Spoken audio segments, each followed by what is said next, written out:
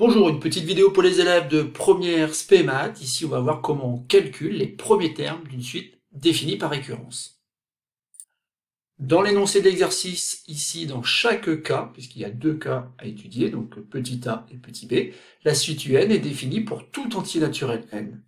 Et donc ici, à chaque fois, la suite un est définie par récurrence. Et ça, on le reconnaît dans la mesure où le terme de rang n plus 1 peut se calculer à partir de la valeur du terme de rang n. En effet, ici, on a une relation qui relie donc ces deux valeurs, u indice n plus 1 et u indice n.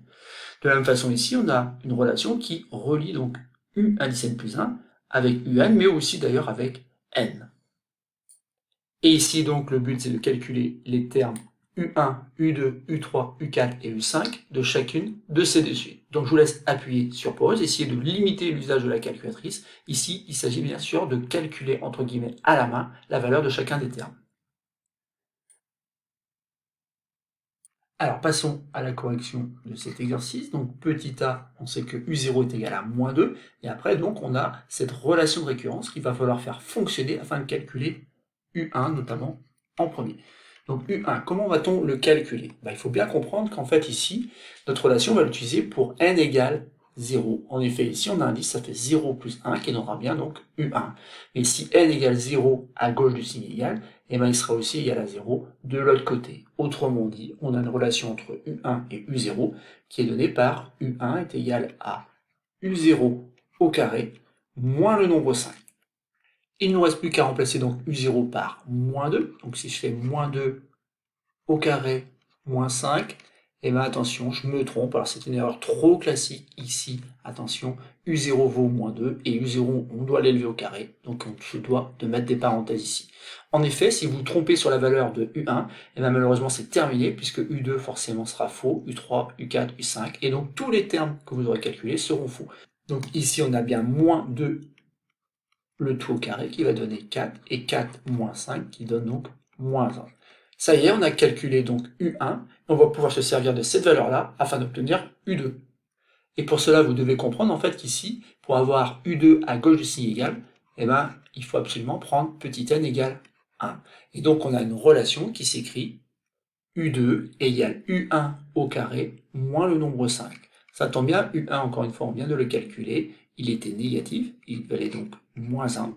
Donc moins 1 au carré moins 5, et ça fait 1 moins 5 qui donne donc moins 4. Ça y est, on a la valeur de U2, une valeur qui va nous permettre donc de calculer maintenant U3. C'est toujours un peu pareil, donc ici il va falloir choisir la bonne valeur de petit n, et donc je vais avoir U3 à gauche du signe égal, donc c'est bien en prenant petit n égale 2.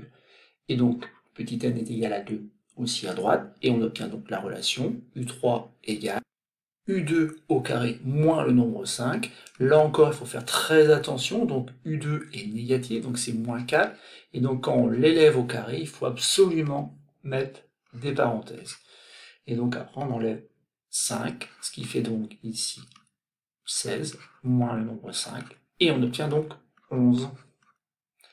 Et normalement, au bout de quelques calculs, en fait, on doit pouvoir généraliser de tête ce qui se passe. Il se passe tout simplement qu'au rang suivant, le terme U4 est égal donc au terme U3 au carré moins le nombre 5. Autrement dit, un terme se calcule en faisant le terme précédent au carré moins le nombre 5 à chaque fois. C'est en fait ce que dit finalement cette relation de récurrence.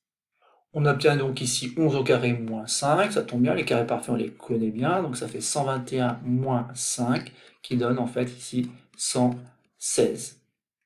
Et enfin pour U5, U5 est égal donc au terme qui le précède, donc U4 élevé au carré, moins le nombre 5, soit en remplaçant U5 est égal à 116 au carré moins le nombre 5, et là je reconnais bien sûr que on va devoir utiliser une calculatrice afin d'obtenir donc la valeur de U5, qui est le nombre 13 451. Voilà, c'est terminé pour donc le petit a, on a calculé donc les termes de U1 à U5 de la suite UN. Passons maintenant au petit b, donc là encore on va commencer par le calcul de U1, un terme pour lequel on va utiliser cette relation de récurrence, mais bien sûr, ici pour avoir U1 à gauche du signe égal, on va commencer par mettre petit n égale 0. Et encore une fois, si n égale 0 à gauche, il est égal à 0 partout dans l'égalité, et donc on obtient une relation entre U1 et U0, qui est tout simplement que U1 est égal à U0 plus 0 au carré. Donc en fait, U1 est égal à U0, mais comme U0 valait 2, U1 est lui aussi égal à 2. Passons maintenant au calcul de U2, donc cette fois-ci, il faut choisir petit n qui est égal à 1, donc on a une relation qui s'écrit U2 égale U1 plus 1 au carré. Donc U1, on sait qu'il est égal à 2, donc on lui rajoute 1 au carré qui donne 1, et donc c'est très simple, on obtient tout simplement que U2 est égal à 3.